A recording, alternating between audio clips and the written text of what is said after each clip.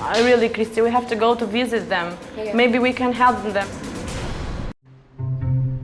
In the short amount of time I've spent with the Roma, I've witnessed the extreme poverty they live in and the discrimination they face when trying to get even the most basic medical help. Christy and Rezi told me that one of the young Roma boys had been badly burned when a gas cooking stove exploded. I couldn't imagine the conditions he must be in.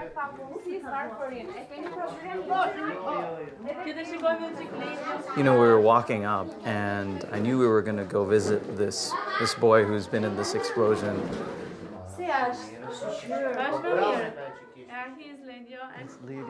But I really wasn't prepared for it.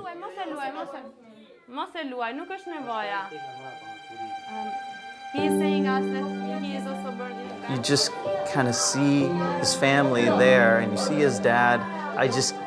I'm sure inside of him, he's just like, what can I do? Okay, this is one of the medicines that we need to buy for. Sit right there. There's just nothing there to help them through this. And that's what I felt like. When something happens, there's no safety net. There was just a sense of helplessness. So after you go to the hospital, you get treated, and then after that, that's it.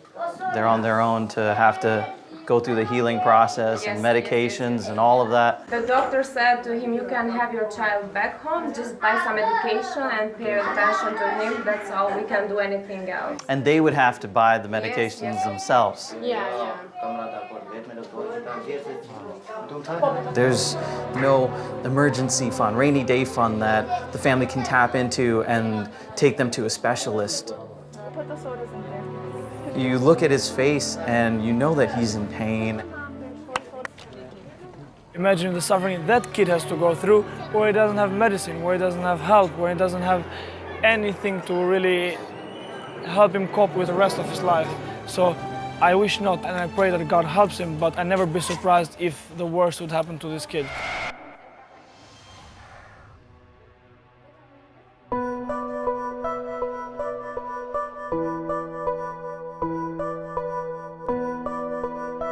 But fortunately for Alessio, Christy and Rezi will be able to buy the medications that he needs to stay healthy. Christy and Rezi and Erdi, these are young people who could be doing so many other things, so many other things. This is not a job for them. This is a calling. And when you see the way that they interact with these kids, it's not just a show. It's not just at arm's length. They are in with the kids. They love the kids. This is the most beautiful thing that I can have. It has been an experience to work with the Roma children, to see the beautiful work that we are doing with them. And they are really thankful that we did this for them. God's heart must be so unimaginably big that he has the ability to care about so many people, so much suffering. I was just kind of overwhelmed because for me, I can only take so much. But he cares about every single one of those Roma kids, every single one of those Roma parents. That's how big his heart is. As my heart is broken by the things that break God's heart, that in his rebuilding, he will rebuild me stronger and he will rebuild me into a closer walk with him that helps me to feel more complete within my own spirituality. We cannot go to God and say, look, thanks for blessing me, thanks for providing education for me, and this is what I give to you. The only way for us to thank God is to serve his own people. The integration of the Roma doesn't mean that only their life conditions will be improved, but ours as well. Because in a society we all live together, we should contribute abilities, culture, and everything that we can give our potential. It's really day after day, one person at a time, one day at a time, one life at a time. We cannot stop the job, we cannot quit until the job is done, and if that means we're going to be here for the next decade, then so be it. This is what it has to be.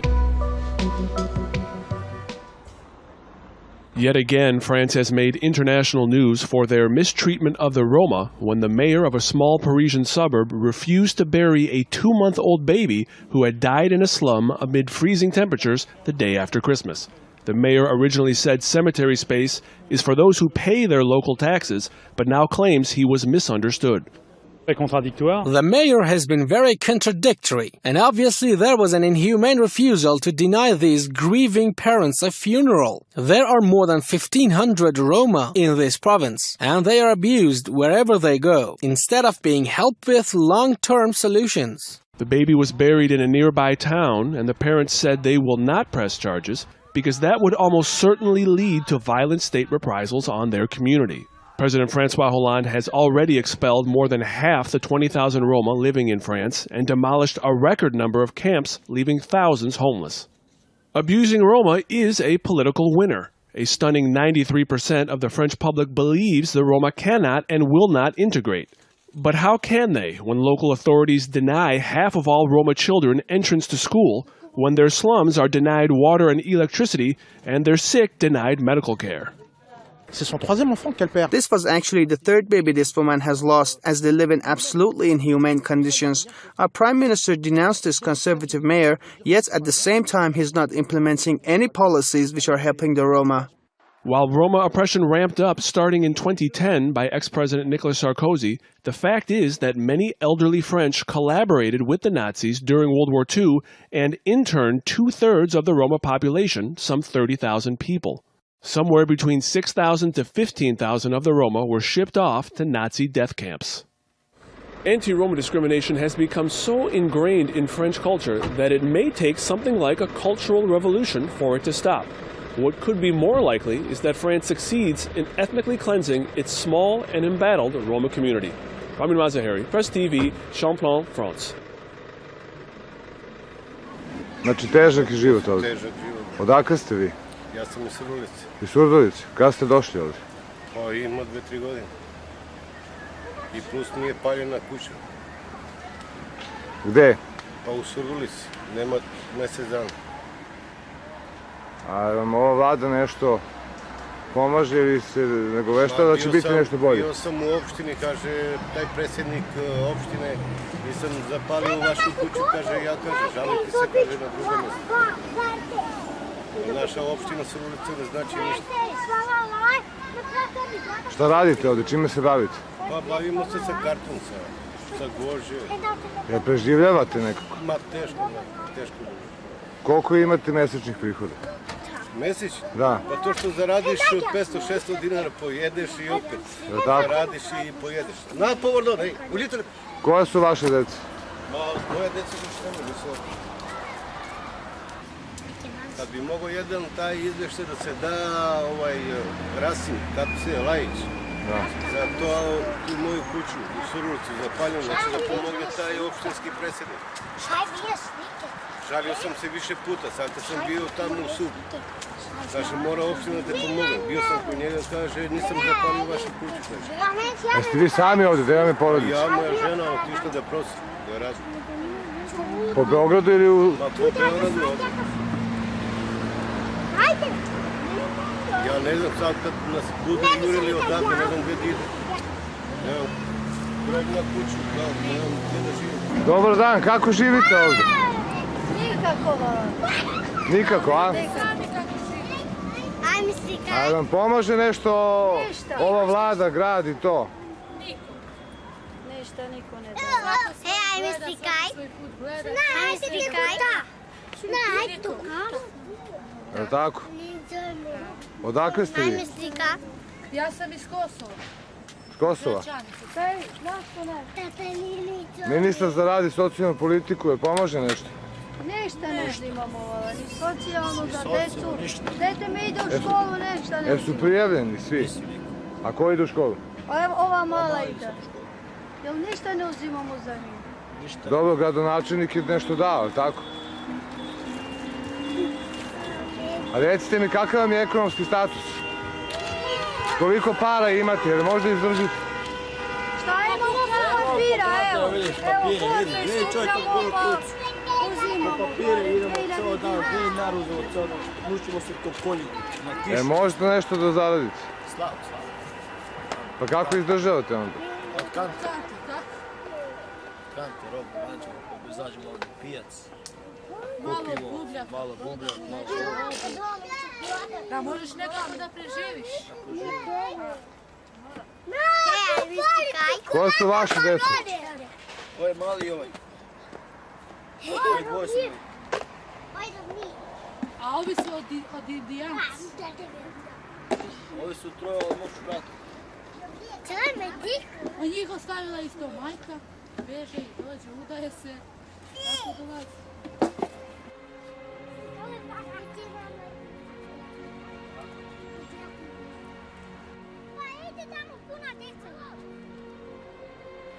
Kako živite? Pa šole A reci mi, vam vlada pomaže nešto? Da nam pomože, oni bi nam dali da živimo negdje u stanu, a ne u ovoj baraki i to. Da nam obećao ministar za rad i socijalnu politiku. Kao Đinđić ostalima i tako. Pa od koga se više nadate? Od gradonačelnika ili od ministra Rasima Ljajića? Molim? Od koga se nadate neku pomoć? Od ministra Rasima Ljajića ili od gradonačelnika? Od nikoga, ko nam pomaže, taj je... A kakva nam je ekonomska situacija? Kako izdržavate mesečno?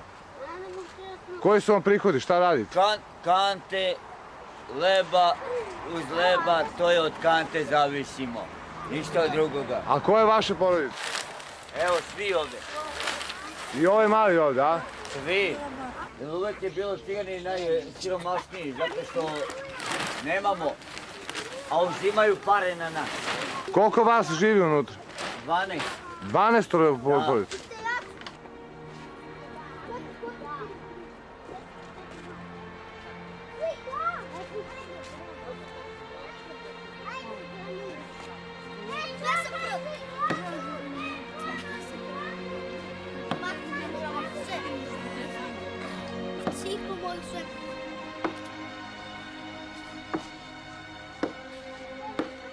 Kako živite? Onako kao što vidite. Jel da? Jel imate decu? Koliko? 5. Šta ste to prebrali, neke stvari? Kako vam je ekonomska situacija? Kako izdržavate mesečno? Evo sa papire napolje, vidi se.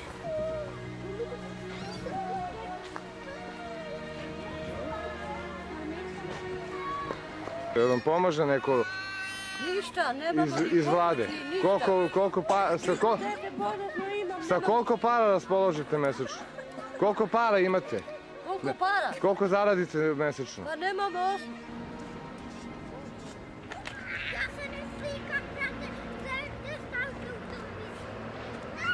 Kako se živi ovdje? Pa ovdje da vas kažem nikako, zato što su ljudi potpuno ugroženo, ali država zna da stvarno radu i se muču Romi po kontejnerima i stvarno kako ja vidim po Srbiji neće niko da pomogne, ni.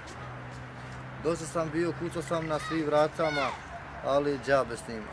Znači, ali kako sam čuo, stvarno treba i mi da se selimo, znači za 10-15 dana, ali mi ne znamo više gdje ćemo. Reci mi, koliko mesečno zaradiš para? Koliko raspoložiš?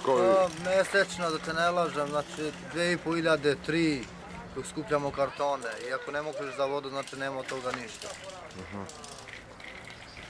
S kim živiš ovdje?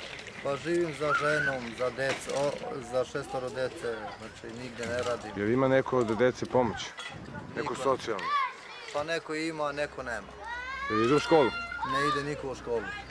Kako ovdje imate, gdje se kupate, šta radite? Pa ništa, uzmemo vodu tu preko puta. To voda za puno pjeska, zato se kupamo, pijemo to vodu, znači bez struje, znači moramo da kupujemo sveće radi noće, razumeš. Koliko radiš dnevno? Pa dnevno, šta ti kažem, za kartonem do 500, 300, 400 dinara, najviše.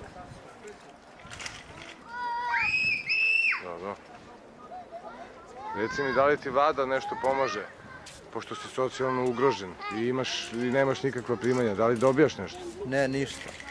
Ni iz vlade, ni niko ne dođe ni da nas Pa pitaju. kako se onda snalazite za doručak, ručak, večeru? Šta jedete vi, šta jedu deci? Pa da te ne lažem, šta god nađemo od kontejnera, znači od toga živi narod i živimo svi. Kako živiš? Kako živiš? Po kontejnerima živimo. S kim živiš ovdje? Živim sa majkom, sa setom, sestričinom i sa suprugom. I koliki je tvoj prihod mesečni? 2500. Jel imaš decu? Nemam. Nisi se oženio? Jeste, ali nemam još decu. A reci mi, jel ti pomaže nešto vlada? Ništa do sada nije nama pomogao.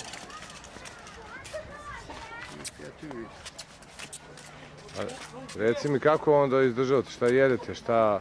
Danas radimo, danas jedemo i pijemo i to. A kad ne radite? Kad ne radimo, nemamo.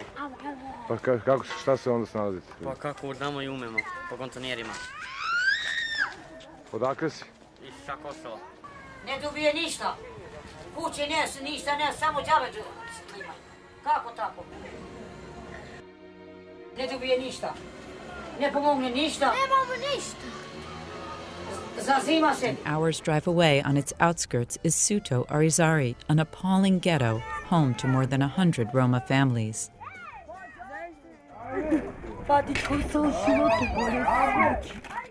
This is where Bayramsha Salmani lives. Barely 30, she has 7 children. I wasted my whole youth caring for the children. My life is over. It's just past 10 o'clock in the morning. Some of her children are still in bed. They're in no hurry to get up. There's no breakfast waiting and no school to go to. For the family, it's just another long day, waiting to see if their father, who gets occasional work collecting recyclables in a nearby waste site, can bring home enough money to feed them.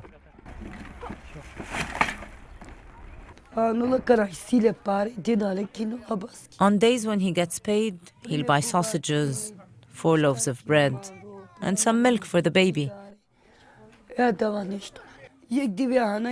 We get 1 meal one day and eat nothing another day. My children are full of lice. They are dirty. There's no place to wash them. No shampoo, no clothes. My life is full of pain and suffering.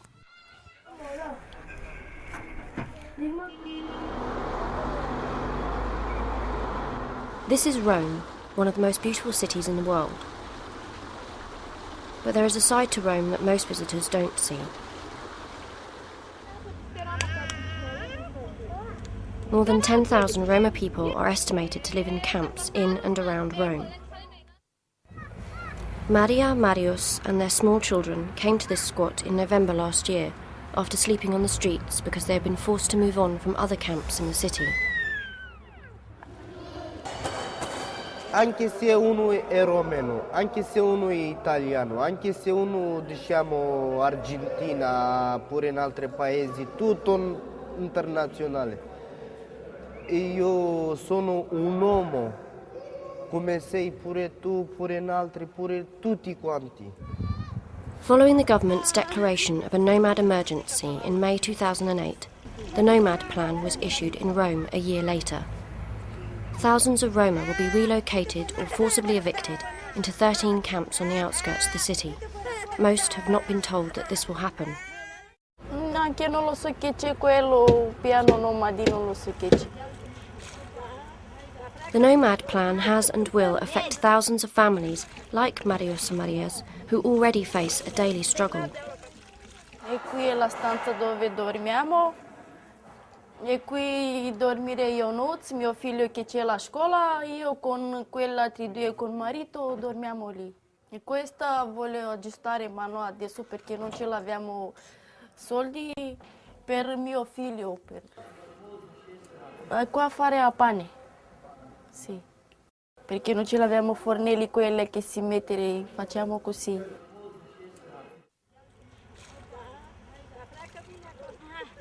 The nomad plan is closing around 100 camps, which will be squeezed down to only 13. This will only accommodate 6,000 Roma. The rest may be left out on the street. Giuliano and his family could end up with even less living space. Abito 20 anni a Roma, ma hanno detto così che ci sarà uno sgombero, ma dove vogliono che ci mandano via? Noi non vogliamo un campo, un altro più grande, più grosso. Il mio sogno per realizzare per i miei figli, quello migliore del mio. Allora, a me piace diventare avvocato perché mi piace aiutare le persone. Io sono bravina a scuola. Allora, le materie che mi piacciono di più sono italiano e diciamo anche un po' matematica, però. E basta. But finding work won't be easy for Giuliano's daughter. With the stigma of living in a camp, it's almost impossible to find a job. With the new camp sited further out of the city, employment prospects will be even worse. The nomad plan doesn't provide the possibility of real housing for people like Nino. He doesn't consider himself to be nomadic, but struggles to overcome prejudice every time he tries to find a job or rent a flat. La prima cosa vorrei avere un lavoro che posso farcela da solo, un lavoro che posso guadagnare 700-800 euro, mi piglio un appartamento pure una stanza, 300 euro, ci vivrei, farei un'altra vita. Io penso così, il mio giudizio, che verrà la polizia, che ci sgombererà tutti sulla strada, penso. E poi non lo so che dove farò, non so dove farò, andremo un'altra volta, un altro campo faremo abusivamente, non lo so. The majority of those affected by the plan aren't nomadic and never have been. Moving people on to other camps will only divide them further from Italian society. Quando ero più piccolo, guarda questo zingaro, vattene in tuo paese, vattene in paese, ma gente stupida perché io sono nato qua, dove va? Capito? Dico, ma sono nato in Italia. No, vattene in tuo paese, dai zingari. Paese e zingari non ce l'hanno. While Amnesty International welcomes the Italian government's acknowledgement that the housing situation of Roma needs to be addressed, the nomad plan is not the answer. It was conceived without real consultation with the Roma themselves. Unless the nomad plan is changed and respects the rights of the Roma people, it will never succeed, and Roma families hope to live in dignity